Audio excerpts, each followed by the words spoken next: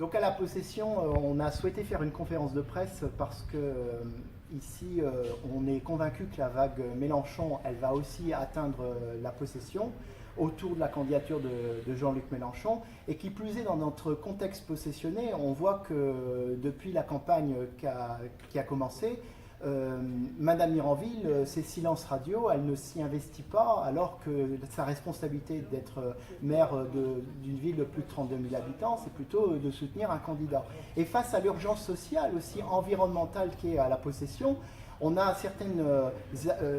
les enjeux de la campagne sont très importants, notamment Jean-Luc Mélenchon, c'est le candidat qui souhaite rendre gratuit la cantine scolaire et le périscolaire, et on sait que ça a une résonance toute particulière à la possession, où la tarification elle va augmenter encore une fois.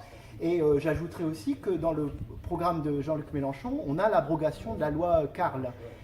Cette loi en fait qui favorise l'enseignement privé, et on sait qu'ici à la possession on a la création d'une nouvelle école privée. Donc c'est pour ça qu'on a voulu faire cette conférence.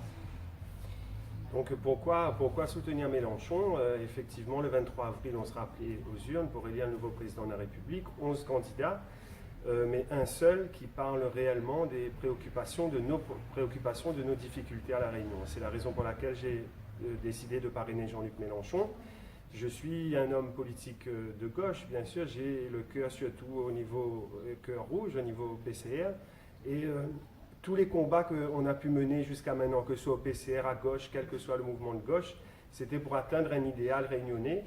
Et cet idéal réunionnais, Jean-Luc Mélenchon en parle pratiquement à la virgule près, atteindre l'autonomie énergétique avec l'objectif 100% énergie renouvelable, atteindre l'autonomie alimentaire, développer la pêche, développer l'agriculture et surtout protéger les agriculteurs.